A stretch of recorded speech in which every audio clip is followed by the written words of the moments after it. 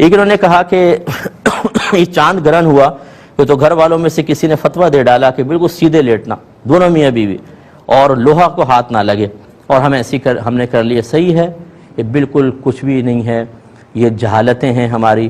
اللہ سے نہیں ڈریں گے، رسول سے نہیں ڈریں گے، عذاب سے نہیں ڈریں گے، عذاب قبر سے ہم نہیں ڈرتے، موت سے ہم نہیں ڈرتے۔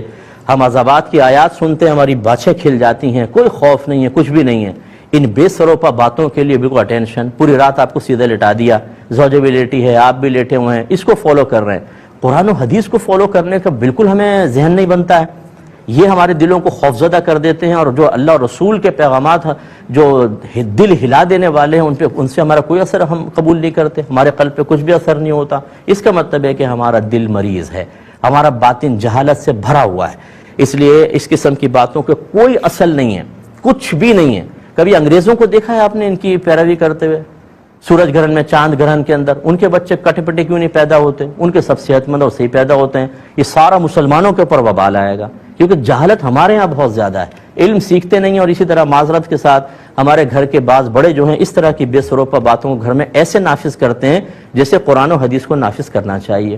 یہ بدعتیں جب نافذ ہو جاتی ہیں، دنیا سے رخصت ہو جاتے ہیں، نسلوں کے اندر وائرس سرایت کر کے چلا جاتا ہے، اور ان کے لیے ہو سکتا ہے، اللہ نہ کرے لیکن ہو سکتا ہے عذاب قبر کا سبب بنے، کیونکہ جو جہالت اور بدعت کو عام کر کے چلے جائے۔ میرے نبی نے فرمایا جو ہمارے اس دین میں کوئی برا طریقہ جاری کرے گا، قیامت تک جتنے لوگ اس پر عمل پیرا ہوتے رہیں گے، اس شروع کرنے والے کے اوپر اس کا وبال ہوگا، اس طرح کہ ان کے گناہ میں کمی بھی نہیں ہوگی، ساروں کا گناہ اس شروع کرنے والا۔